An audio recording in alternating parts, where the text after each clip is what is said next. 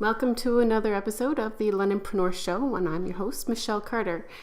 Today's episode is with Sue Regier. Sue Regier is not only a marketing and business coach, she's also the creator of the Networking Today website, where you can find networking events all across Ontario and Canada. She also is the owner of Vantage One Writing, which offers writing, copywriting, and content writing for your website, for your articles, for whichever things in business that you'd like professional writing done for. And she's very, very talented at doing that. So without further ado, here is my interview with Sue Regier. So welcome, Sue. Thank you for being on the show today. Thank you for having me, Michelle. So what's new? What is new? That's a broad question. Okay, I guess we'll start out with, I guess a better question would be, what businesses are you working on right now? Right at the moment, I work with a lot of coaches in different in different areas, like wellness coaches, retirement coach. I work with spas. Oh yeah. I have right now. I'm working with a mortgage agent. I'm working with a real estate agent. Social media expert. All of a sudden, accounting. I work with a range of businesses, and sometimes they'll come in for a specific project, like a marketing letter or a media release, and then they go out for a little bit, and then they come back for something else. Or I work with really a diverse group in my like Passion to Profits program, or some of my private coaching as well. I have a doctor, medical doctor, and which sounds kind of weird, like. But it depends on what aspect of their business they need to help with promotion. Promotion, it may not be just for the doctor, for example, what they're doing, but it's a specific program that they're wanting to promote that I come in to help. Okay. So I really have a diverse range of clients. Yes. And your main business is? So Vantage One Writing. Yeah. So I'm a copywriter. So I write content for websites, press releases, articles. I do a lot of article marketing for my clients. So I write their articles and then get it out there on various platforms. Marketing letters, bios, that type of thing. But I also, equally, I would say, is the coaching and some of my programs that I take them through so that I teach them how to do it themselves. I even teach some of my competitors because they have issues on marketing themselves. They can help other people, but it's easier for somebody else to look in with maybe fresh eyes to help them market themselves better. Plus they learn so much that they can use then to work with their own clients. Absolutely.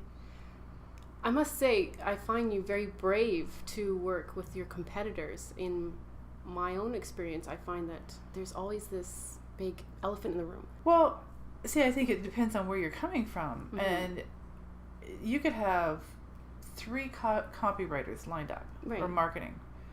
And you might have a better strategic focus on one area than somebody else. So somebody might just love to do articles only. And somebody else might want to work on just media releases only. Whereas some might be a little bit more proficient in other things. And so it's what do you really want to work on and hone in on that, or it's also based on connections, making those connections. Who do you feel better working with? Who do you like better? Really, where's that connection? So I can't work with everybody, nor do I want to. So I have no issue in having my competitors in the same room. I pass work on to them. Yeah. But sometimes that mindset is kind of hard to break down. A little bit of work on that. And see, I've done that over the years. I've been in business for a really long time. Yes. To me, it seems like a long time. Almost 20 years. And you're right. When I first started in business, this is interesting, and I hope you don't really laugh when you know of what I do today, but there was times when I first started, I would see that there would be a writer's workshop, maybe at one of the hotels out on the south end of London. for copywriting, or you may be on a specific area like a media release, that type of thing. And I would be too afraid to sign up to go, because I'm thinking, what if my clients are in there or some of my competitors, and they'll think, you really don't know everything. Why are you here? And that is such a limiting mindset. I had a lot of work to do on myself personally when I first started my business, and it doesn't happen overnight. It does take years.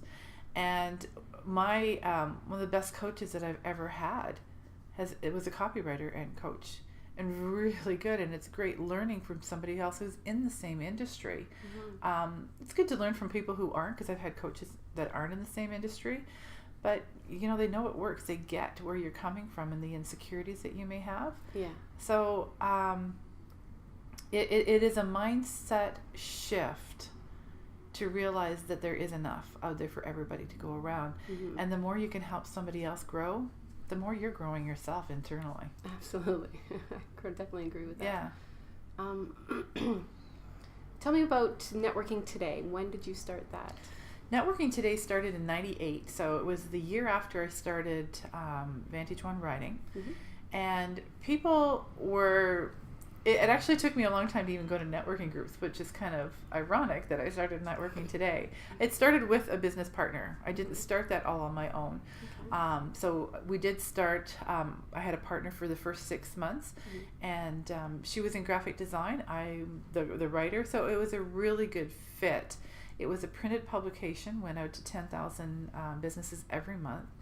A lot of work and so much stress, like overwhelming stress. And we lost our shirts, basically. She had she had a baby, and she's no longer in graphics. So within about 6 months, I had to make a decision because it was not working. So I had to figure out, do I want to keep it going? And it showcased my writing. So, and it got the word out in a really good way to promote me for Vantage One Writing as well. But I had to learn how to do it more effectively. So I decided to, continue with it and put it online. And I created that first website, and then did some changes after that myself, and then eventually hired others to do it so much better. But so it started out because people were actually seeing the progression of my business of networking, and they were saying, like, where are you networking, and where are you finding the networking groups? So to me, that's an opportunity. And when you've got somebody asking you those same questions, you want to pay attention to that, because it could be an opportunity to add something to your business, or to go in a little bit different direction. And there's a huge difference between that and the bright, shiny objects of people coming to you and saying, hey, you've got a good list, you better come sell for me, which this was a strategic move for me. And it has really worked. And it kind of runs on its own now. Like, I have people in place to take care of it for me, so I don't have to focus as much time on that. Yeah, and I find it's a great resource when I started my business to find the networking, to find where to get started, to find the connections to make my business grow. Good. Thank you so much for making that. You're welcome. But it's simple for me now. I have a list of publicists throughout North America who want to get their writers or their clients showcased. So they're sending me the articles. I just have to review and choose which articles to put in. Sometimes I have to edit them a little bit. Some of my clients or other people, even locally, they can submit articles if it's of relevance to our readers. So they're sales professional and entrepreneurs. If it's of relevance, then we'll post that. So I really just have to look after the articles, and then I send it off to my assistant, and she puts the newsletters together and the e-blasts. I have a sales manager who looks after selling advertising, because that's everything on there is free, so advertisers pay for it. So it's easy for me to do, because it looks like I'm doing a lot, but that really is being taken care of, and I just have to review the articles. Very good. Yeah, I write my publisher's notes every once a month. So what's your favorite part of your jobs, all your businesses? Coaching. Yeah. I am really enjoying that, because when I work with an individual, especially when we're working one-on-one, we're sitting down, usually in my home, either for a half day or a whole day, and watching the ahas come off into, just brighten their face. And it's looking at what they're doing, and there's a process that I take them through, but they're realizing, they have never realized before really what they're sitting on. They've got gold mines inside them, and they're either giving it away or not being strategic. And so we really mold that to make a great viable business. So I noticed you work closely with the Small Business Center in London. Yes. Just wondering how that relationship has developed. Oh, okay. So back in 1997, that's when I started my business, and I actually went through the Small Business Center in their SEA program, Self-Employment Assistant Program, back then. So I went through that whole program, and I really don't think I would be exactly where I am today without that help. They helped give me the confidence, the know-how in putting a business plan together. There was so much business information. I knew how to write, and I knew the marketing end, but I didn't know that business end. And so that really launched my career. The way it's offered now is different than when I went through it. I'll just say that the people now have it so much easier than what we had back then. But it was great. It's a really valuable resource. So for me, it's just continually giving back, because I believe every entrepreneur, every business person, when you should give back, in whatever form that means for you. But it helps to make the world go round. So that is one form that I do to give back. I teach the one class a half day every intake that they have from the SEB program. So I talk on marketing and networking. And then either once a year I do a whole day, or else maybe 2 half days as well. Usually in January I do a full day on a media release, and the participants, it's always filled. They walk away with a great draft. So I'm teaching them how to do it themselves. And it's interesting. I remember one time, I think it was about maybe a couple of years ago, one guy stood up and he said, at the end of it, he goes, "This is really great information, but I don't have time to do this. How much does it cost for you to do it?" And he eventually hired me. It took him a year. It took him a year because he had to get things in place. So even giving all of that information, and that was such a surprise because I wasn't expecting that. I'm not expecting to get clients from that particular day from the SEB program. Often I will get clients, so it's a way to introduce myself. But again, I don't expect it by any means at all. Wow. So you've developed a program called Passions to Profits. Yes. When did you start that, and what's it about? Okay, well, actually several years ago I started Magnetic Marketing Mastery. Oh, yes. And that has been a signature program which has so many people have taken that, men and women. Some people think it's only for women, but it's men and women.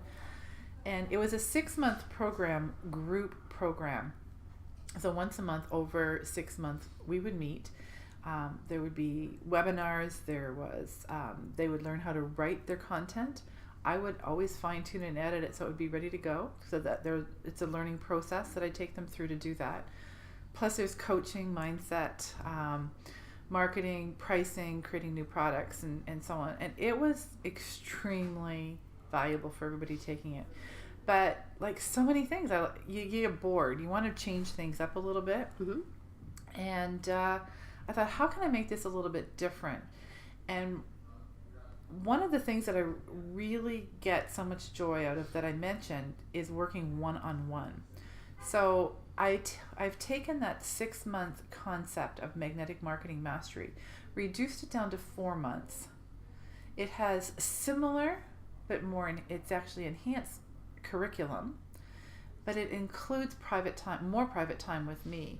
And in speaking with some of the past participants, because of course you've got to do your research on that, they've loved it. They thought it was such a great idea because they loved that coaching time with me. And so this group now in Passion to Profits, we start off with a half day with me, so that it lays out everything. There's pre-work, but it lays out everything that we're going to be doing over the 4 months. So we've reduced it to 4 months, so it's in and out quicker, and they can see results faster. And I know I've had one person who said she had worked with a coach for 2 years and didn't make any money. Within 30 days, she was actually having paying clients for the first time. And that gives me so much joy, because I'm making a difference in people's lives, and I'm doing it quickly. They have to do work at it. Like they have to come prepared that they have work to do as well. Yeah. But it really takes a look at what their passions are. And some people are working their business and it's not where they want to be. Yeah. And so we bring them back to the passions. So we look at what their goals are, not just for their business, but for their life and for the long term. And then we break that down on how to achieve those, what needs to be done, especially within that 4 months. And I make them accountable to get it done. And yeah, sometimes I kind of kick butt to do it. Sometimes it's necessary. It is necessary, yes. So over your course of the businesses you've created, what kind of advice can you give to our listeners, sort of the mistakes you've made that others can learn from? Getting through that barrier of being uncomfortable. So when I started out, it was terrifying. I was very shy, and I would never have spoken in front of an audience, and now I do it all the time. But and that took a lot of work. But sometimes when people get really uncomfortable, they shut down and just rather say no. But what you need to do when it really feels uncomfortable, in a way that the opportunity is good for you and for your business, you need to just say yes and work through it and go through it. So you've got to get comfortable being uncomfortable, because that's where growth happens. So when you step through that barrier of being uncomfortable, that's when greatness happens. And most people, majority, probably 80%, will stop right at that line, where the few that go through it and go past take their business to the next level. There's going to be another level of uncomfortableness when more bigger things happen, but you have to continue to grow. You think of all of the great historians who have made inventions. How many times did they fail? And really they didn't fail. They just tried something different. They kept moving something in a different way. There's a lot of things that I've done that haven't worked out, but that's okay. All right, let's learn from that, and then move forward again.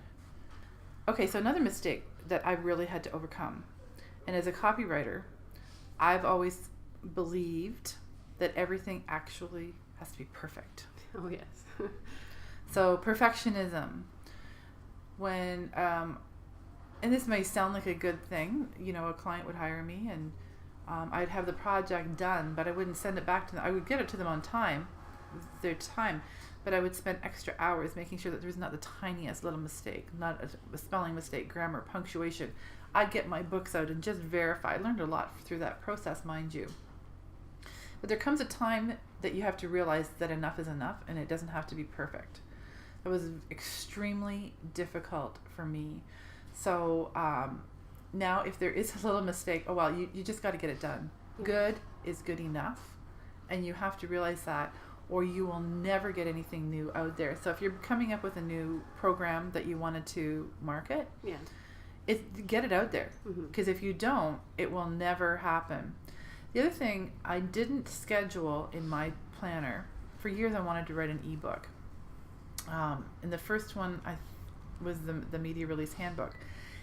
And it took me about 2 years to write it, because my clients would ask me to do work, so I would do that right away and put that off to the side. Well, it never gets done if you don't schedule time for your own development for your business. So finally, when I did that, it got finished. And the trick to doing it was I started to market it before I had written it, and was selling it before it was complete. So I had to get it done. So it's a little bit of a reversal, but you really have to look at how you can get things complete, or you're not going to finish projects to market your business more effectively or get new products and services out there. If you wait for your, all the ducks to line up in a row, it's not going to happen. It's better to have them, scattered, and then go for it. Yeah, absolutely. Well, thank you so much for coming over and chatting with me today. Oh, thank you. Thank you for having me. Great.